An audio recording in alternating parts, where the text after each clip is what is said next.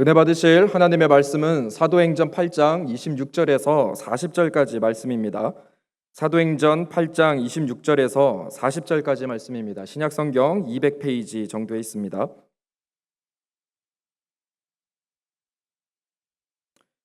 사도행전 8장 26절에서 40절까지의 말씀을 다 같이 한 목소리로 합독하시겠습니다.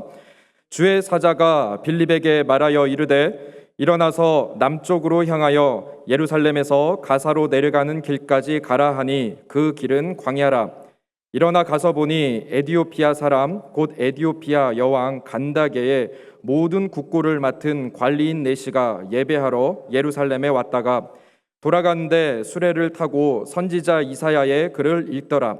성령이 빌립더러 이르시되 이 수레로 가까이 나아가라 하시거늘 빌립이 달려가서 선지자 이사야의 글 읽는 것을 듣고 말하되 읽는 것을 깨닫느냐 대답하되 지도해 주는 사람이 없으니 어찌 깨달을 수 있느냐 하고 빌립을 청하여 수레에 올라 같이 앉으라 하니라.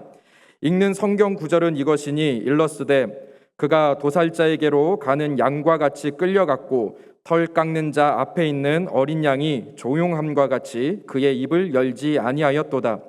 그가 굴욕을 당하였을 때 공정한 재판도 받지 못하였으니 누가 그의 세대를 말하리요. 그의 생명이 땅에서 빼앗김이로다 하였거늘 그 내시가 빌립에게 말하되 청컨대 내가 묻노니 선지자가 이 말한 것이 누구를 가리킴이냐 자기를 가리킴이냐 타인을 가리킴이냐. 빌립이 입을 열어 이 글에서 시작하여 예수를 가르쳐 복음을 전하니 길 가다가 물 있는 곳에 이르러 그 내시가 말하되 보라 물이 있으니 내가 침례를 받음에 무슨 거리낌이 있느냐. 이에 명하여 수레를 멈추고 빌립과 내시가 둘 다 물에 내려가 빌립이 침례를 베풀고 둘이 물에서 올라올새 주의 영이 빌립을 이끌어간지라. 내시는 기쁘게 길을 가므로 그를 다시 보지 못하니라. 빌립은 아소도에 나타나 여러 성을 지나다니며 복음을 전하고 가이사랴에 이르니라. 아멘. 할렐루야. 오늘은 빌립의 전도와 열매라는 제목으로 하나님 말씀 나누기 원합니다. 같이 제목을 읽어보실까요? 시작. 빌립의 전도와 열매.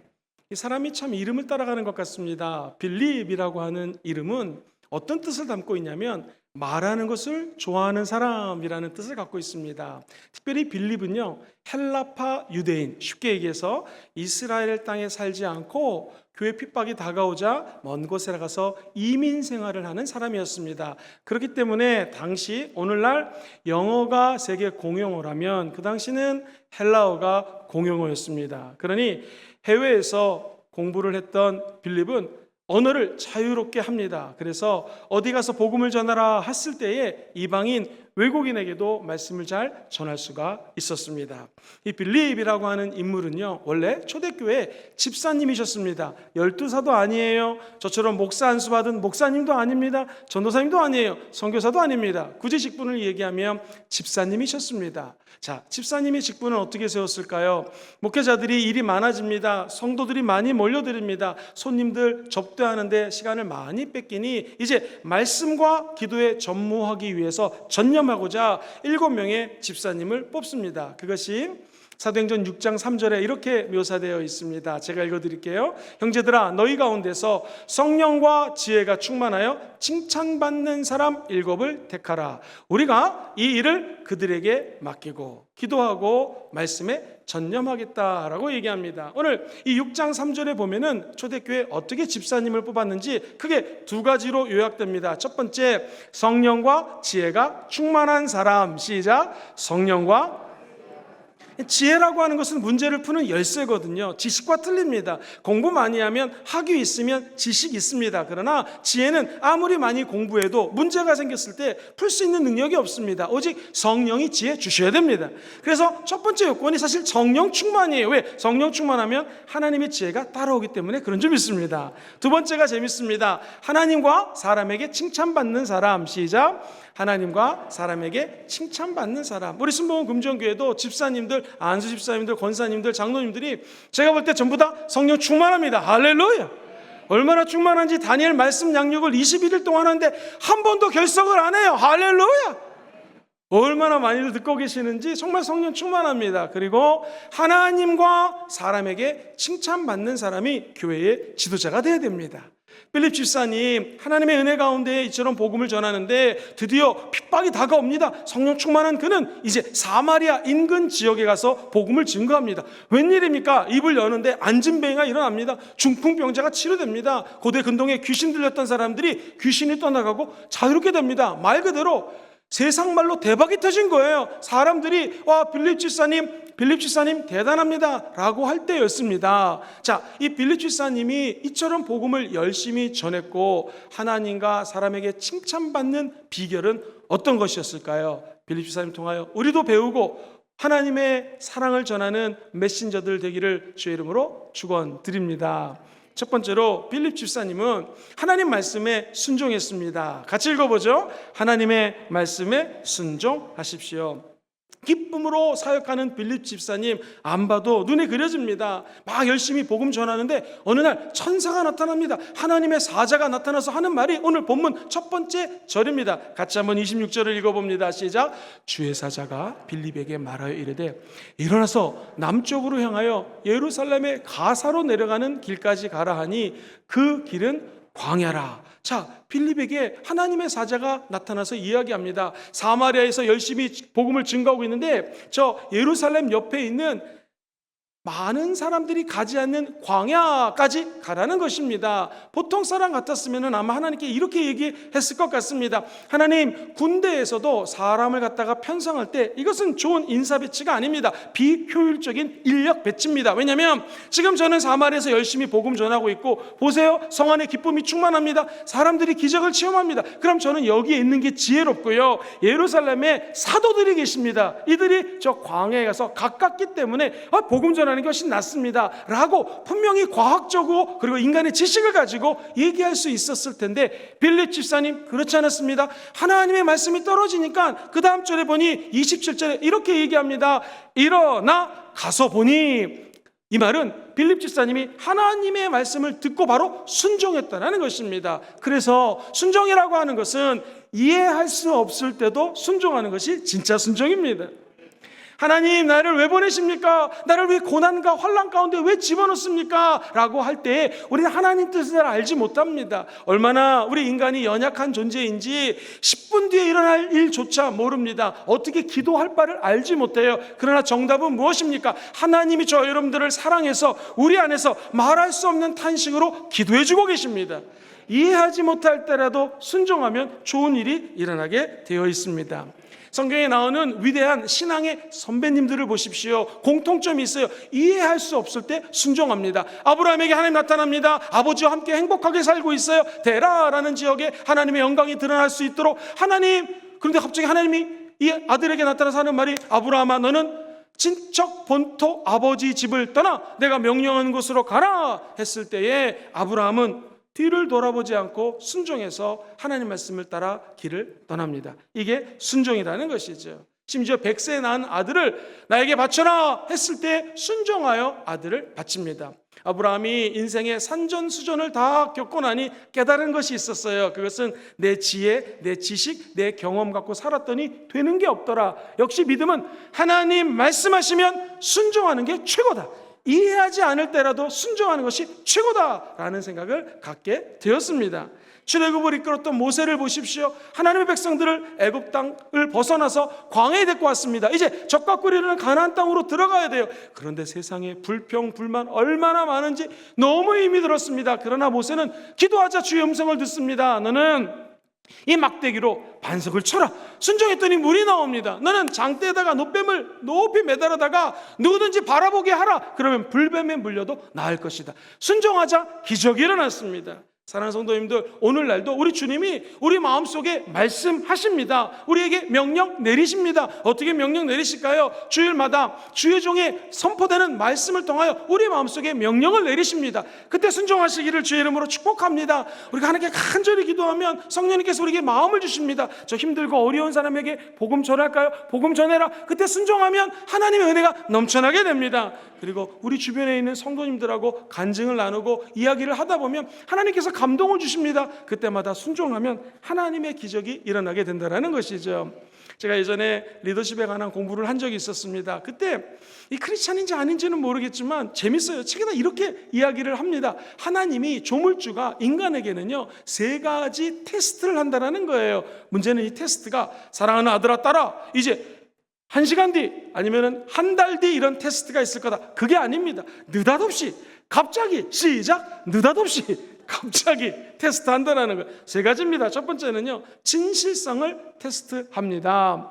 이 영어로는 integrity라고 하는 단어를 쓰는데요, 이 진실하다, 인테그리티라고 하는 단어는 쉽게 얘기해줘요. 한국말로 좋은 말 다 집어넣으면 됩니다. 정직, 성실, 근명, 사람이 됨됨이가 됐습니다. 착합니다. 순전합니다. 성실합니다. 진실합니다. 이 다 좋은 말을 다 짬뽕하면 아마 인테그리티라는 단어라고 해석하면 딱 맞습니다. 그러니까 하나님은 지금도 우리의 하나님의 진실성이 내가 예수를 믿는데 진실한 사람인지를 체험하기를 원한다는 것이죠. 예를 들어 보겠습니다.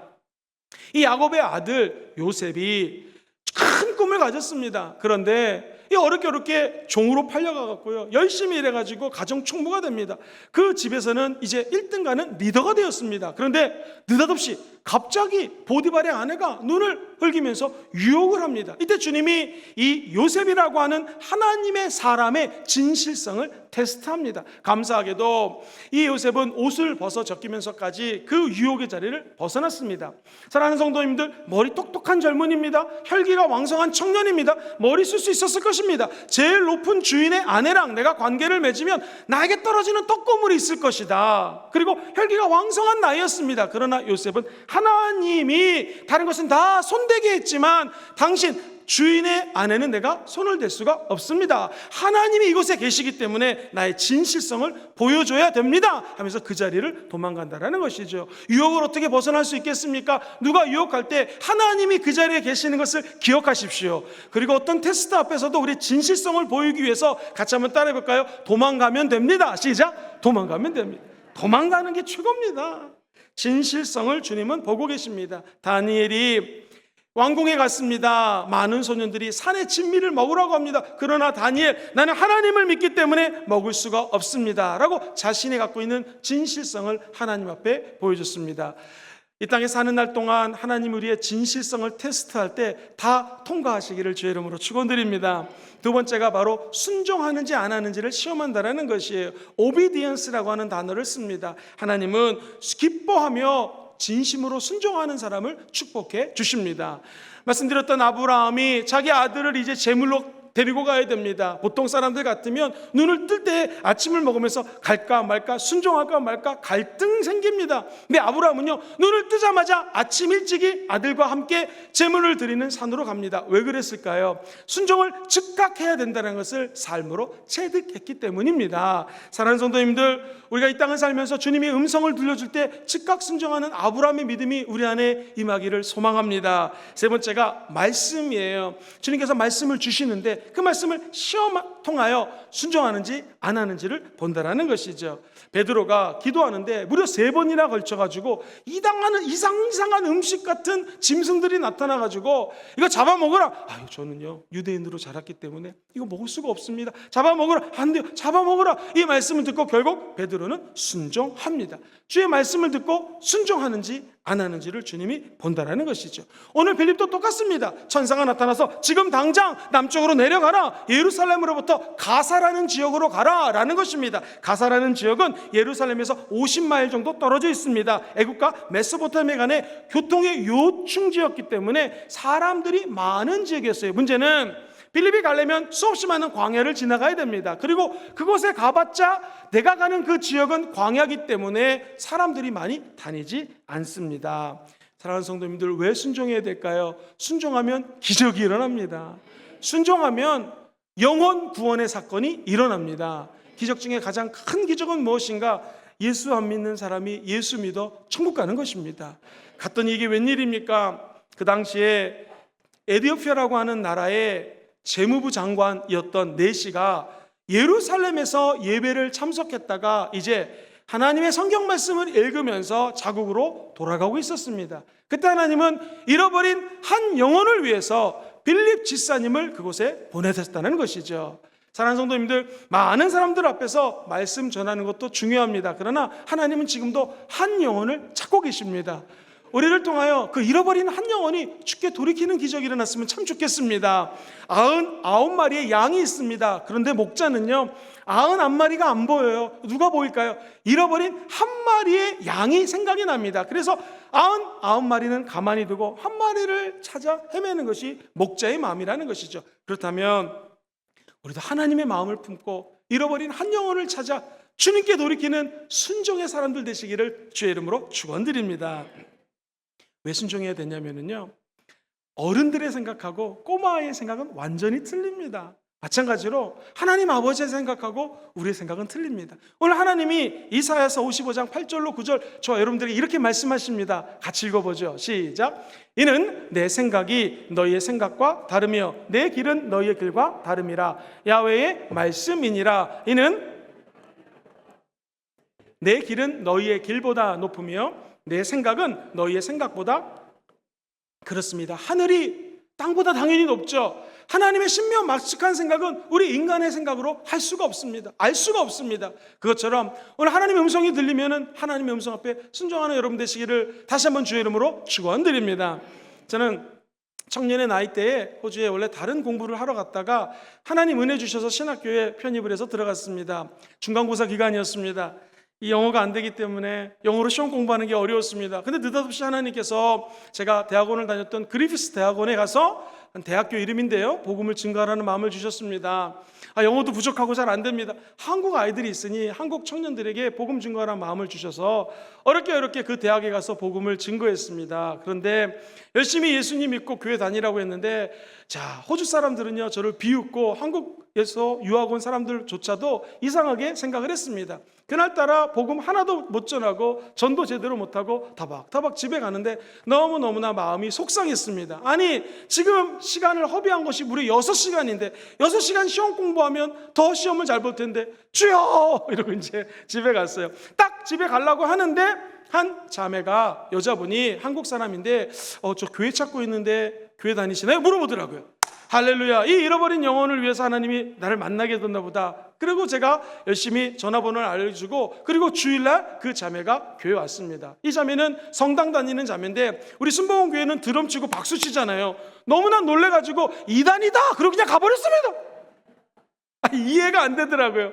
그 아까운 시간을 허비해서 이 영혼을 전도하려고 하나님 보내신 줄 알았는데 이게 뭡니까? 내가 잘못된 하나님의 음성을 들었나? 내가 신학생에서 훈련받나? 여러 가지 생각이 교차됐습니다. 그런데 놀라운 일은 이 놀래가지고 돌아간 자매가 자기가 공부하는 클래스에 한국 사람이 왔는데 이 청년이 교회 찾고 있다고 그래서 저쪽에 순복음교회가 있는데 박수치고 막 드럼치고 막 드럼 난리가 난다고 그랬더니 어디냐고 그러더라고요. 그래서 전화가 왔어요. 그 청년을 금요철에 모시고 왔습니다. 남자 청년이 이제 금요철에 처음 왔는데 이 청년은 고등학교 때까지 열심히 다니다가 연극영화과를 대학교에 진학하면서 술 먹고 친구들하고 놀다가 이제 하나님과 멀어지게 되었습니다. 그리고 유학을 호주로 왔어요. 그 청년 지금도 기억합니다. 제가 신학생이었는데 그날 목사님이 허락해 주셔서 금요철에 설교를 했습니다. 바로 이 자리에 앉았습니다. 열심히 설교하는데 막 울고 기도 시간에 막 굴러다니면서 막 통회 자복을 하더라고요. 알고 봤더니 이 형제가 믿음이 너무나 좋았던 형제인데 그날 회개하고 주님을 영접하고 방언을 그날 바로 받았습니다. 할렐루야. 그런데 그 형제는 어떻게 됐을까요? 나중에 한국에 와서 대학을 졸업하고 장신대 들어가서 온누리교회 부목사님 생활하다가 지금은 무학교회 목사님으로 사역하고 있습니다. 할렐루야. 우리 주님께 한번 감사의 박수 올려드리겠습니다. 맞습니다. 하나님이 말씀하시면 이해가 안 돼도 순종하면 기적이 일어납니다. 왜? 내 생각하고 하나님 생각 너무나 틀려요. 사랑하는 성도님들, 저는 중간고사 잘 봤을까요? 못 봤을까요? 솔직히 말하면 한국 성적으로 공부 못해서 C하고 B밖에 안 받았는데 그 과목 A+ 받았습니다. 할렐루야. 신기하게 제가 숙제를 하면은 보통 10시간 걸려서 숙제를 하는데 그때 한 3시간밖에 안 걸렸어요. 막 숙제를 했는데 교수님이 정말 잘 썼다고 하면서 A+를 주셨던 기억이 있습니다. 내 생각하고 하나님의 생각은 틀립니다. 하나님의 생각이 옳습니다. 그렇다면 저와 우리 모든 성도님들이 하나님 생각에 순종하십시오. 그의 음성에 순종하십시오. 그러면 귀한 한 영혼을 주께로 돌이키게 될 것입니다. 프랑스의 유명한 푸이 9세라고 하는 왕이 있었는데요. 주방에서 하찮은 일하고 있는 종업원 아이에게 막 이것저것 설명해 주더랍니다. 주변 사람들이 왕이시여, 이 소년에게 그렇게 자세히 가르쳐 줄 필요가 없습니다. 얘기를 들어보십시오. 왕이 하는 말, 가장 비천한 사람일지라도 내 영혼처럼 이 사람도 귀한 영혼이고 하나님 보시기에는 아끼는 영혼이기 때문에 내가 이 아이에게 자세히 가르쳐노라 라고 얘기했습니다. 우리의 마음도 우리가 볼 때는 연약하고 미약한 자지만 하나님의 눈으로 주의 음성을 따라 순종하면 그 자리에 영혼 구원의 기적이 일어나게 될 것입니다. 우리들은 하나님의 형상을 따라 창조되었고 예수 믿으면 우리 안에 성령님이 계십니다. 그래서 하나님의 사랑을 우리 안에 담을 수가 있습니다. 그렇다면 믿지 않는 사람들이 저 밖에 나가면 많이 있습니다. 주가 말씀하시면 그 자리에서 순종하시기를 주의 이름으로 간절히 축원드립니다. 두 번째로 이처럼 순종이 귀한데요, 더 중요한 것이 있습니다. 예수님을 증거할 준비를 해야 됩니다. 같이 읽어보죠. 예수님을 증거할 준비를 하십시오. 자, 빌립의 경우입니다. 목사님 어떻게 구체적으로 준비해야 됩니까? 한번 같이 따라해 보실까요? 담대하게, 지혜롭게. 시작. 담대하게, 지혜롭게. 일반적으로 선교 또는 복음 전하면 이렇게 생각합니다. 부자 나라, 강대국이 약한 나라에게, 돈이 많은 사람이 돈이 없는 사람에게, 위에 사람이 밑에 사람에게, 그리고 나이가 많은 사람이 나이가 적은 사람에게 복음 전해야지, 일반적으로 그렇게 생각합니다. 그런데 반대인 경우도 엄청나게 많이 있습니다. 이스라엘은 그 당시에 속국이었습니다. 그러나 이스라엘 땅에 예루살렘의 성령이 임하자 로마에 가서, 세계 최대 강국이었던 로마 제국에 가서 복음을 증거하지 않습니까? 이 모습도 마찬가지입니다. 교회에 평범한 한 남자 집사님이에요. 그런데 수레를 타고 가는데 이게 웬일입니까? 고대 근동을 연구한 학자들에 의하면 당시 이디오피아 세계 최대 강국, 그 당시 수만이라고 하는 지금의 오늘나라까지도 다 포함하는 무지 큰 나라였습니다. 재무장관이면요 최소 70명, 많으면요 500명까지도 수많은 군사들이 막 줄을 지어서 이 사람을 모시고 가는 거예요. 그런데 지금 이 빌립은 기껏해서 걸어가거나 낙타 타거나 아니면 말 정도 탔을 것입니다. 비유가 이상한데 오늘날 자전거 타다 오토바이 타거나 제일 조그만 차 타는 사람이 벤츠 중에서 제일 좋은 차 타는 사람에게 가서 복음을 증거하라는 것입니다. 이게 말이 안 되는 것이죠. 어떻게 할 수 있을까요? 성경은 이야기합니다. 세상에서는 우리 크리스찬들이 환난을 당하나 담대하라, 내가 세상을 이기었노라. 누가 이기셨어요? 예수님이. 그래서 우리가 담대할 수 있는 것입니다. 우리는 하루 강아지 범 무서운 줄 모른다 그러는데 우리는요 범이 아니라 이 세상에 무서운 것이 없습니다. 왜냐하면 우리는 육신이 죽어도 천국 가는 것을 알고 있기 때문에 그렇습니다. 그러므로 예수로 충만하면 마음에 담대함이 있어요. 그리고 그에 가지고 복음을 증거하는 기적을 체험하게 된다는 것이죠. 사랑하는 성도님들, 예배 드리는 거, 기도하는 거 별거 아닌 것 같죠? 성경은 이야기합니다. 예배와 기도가 왜 중요한가? 하나님의 백성들이 모여서 빌기를 다음에 기도가 끝났어요? 예배가 끝났어요? 어떤 일이 사도행전 4장 31절 이하에 펼쳐질까요? 읽어봅니다. 시작. 빌기를 다음에 모인 곳이 진동하더니 무리가 다 성령 충만하여 담대히 하나님의 말씀을 전하니라. 기도하면 성령 충만해집니다. 담대함이 생깁니다. 복음 전하는 일뿐만 아니라 내가 하는 일에 담대한 은혜가 하나님의 아들 예수님 때문에 임하게 되기를 주의 이름으로 축원드립니다. 뿐만 아니라 가자마자 이 빌립이 집사님이 너무나 담대해가지고 할렐루야 예수 믿으세요 라고 했으면 아마 전도가 안 됐을 수도 있습니다. 다른 밑에 있는 부하들이 막았을 수 있겠죠. 근데 빌립의 얘기를 들어보십시오. 무슨 책을 읽고 있습니까? 이 책을 읽습니다. 이해가 되십니까? 접촉점을 찾습니다. 전도는 무엇인가? 내 모습을 상대방을 통해 가지고 그 사람의 눈으로 바라보는 것이 전도입니다. 다시 말해서 나를 낮추고 그 사람과 동등하게 생각하면 전도가 되기 시작합니다. 초등학교 5학년 아이를 전도하려면 내가 지금 어른이라고 생각하면 전도가 안 됩니다. 5학년이 되면 됩니다. 아내에게 전도하고 싶으면 아내와 같은 마음을 가지면 됩니다. 즉 입장을 바꿔놓고 생각하면 전도가 잘 됩니다.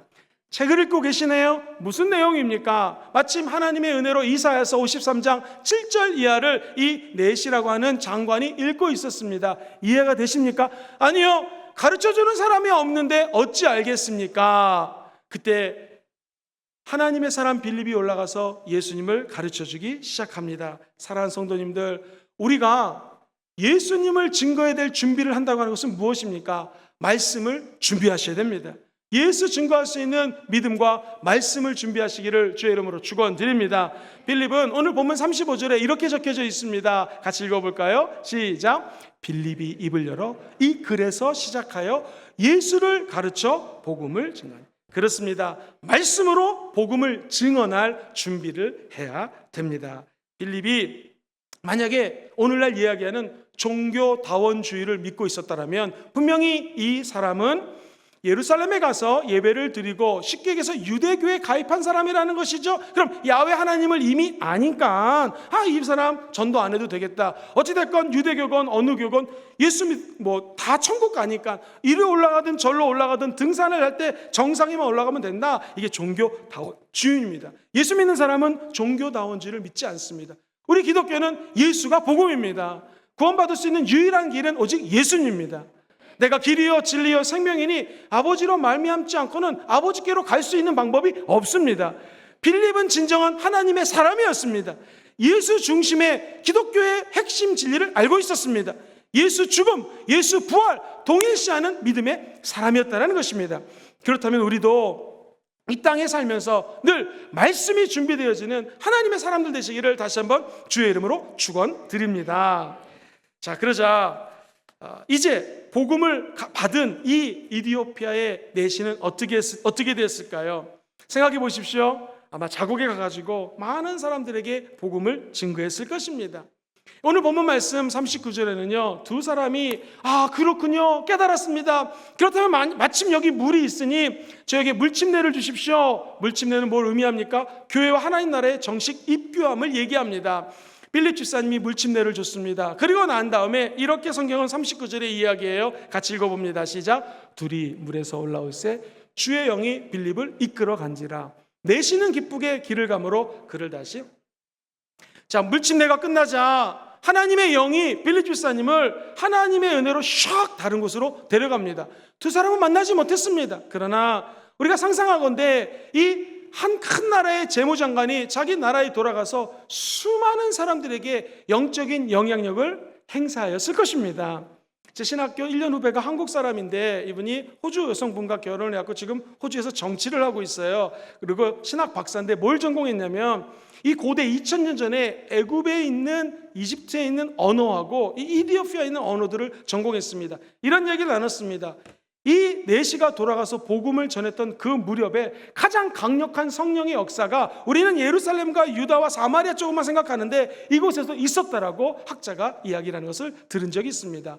분명히 복음을 들은 이 한 사람 때문에 수많은 사람들에게 영향력을 행사할 수 있었을 것입니다. 생각해보면 빌립이라고 하는 사람은 늘 준비가 돼 있던 성도였죠. 베드로전서 3장 15절과 16절을 같이 한번 읽어보겠습니다. 시작. 너희 마음에 그리스도를 주로 삼아 거룩하게 하고 너희 속에 있는 소망에 가는 이유를 묻는 자에게는 대답할 것을 항상 어떻게 해요? 준비하되 어떻게 준비합니까? 온유함과 두려움을 하고. 자, 15절에 보시면 이런 말씀을 하고 있죠.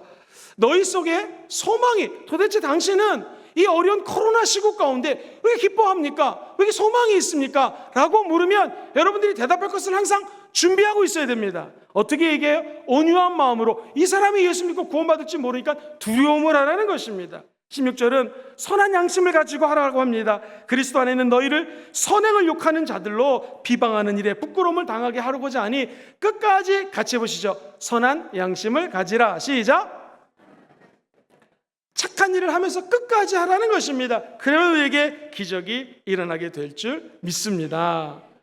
이 페니실린이 처음 나왔을 때는요 사람들이 이거 맞으면 죽는다고 생각했대요. 군인들도 안 맞았답니다. 시간이 지나니까 유럽에서 이 페니실린이 만병통치약이라고 소문이 나기 시작했습니다. 그래가지고 사람들이 줄을 서서 이것을 맞았다라는 것이죠. 오늘날 교회를 사람들이 잘 모르고 손가락질합니다. 그리고 교회가 대사회적인 인지도가 아주 낮아진 상황입니다. 어떻게 하면 다시 교회의 위상이 높아질 수 있을까요?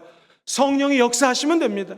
우리 믿는 한 사람 한 사람들이 진실되고 성실되게 예수님을 삶으로 증거하면 어느 날 정말 구름대 같은 사람들이 동서사방팔방에서 페니실린을 막기 위해 모여들렸던 것처럼 예수 십자가 은혜를 체험하기 위해 우리 교회로 몰려들게 될 줄 믿습니다.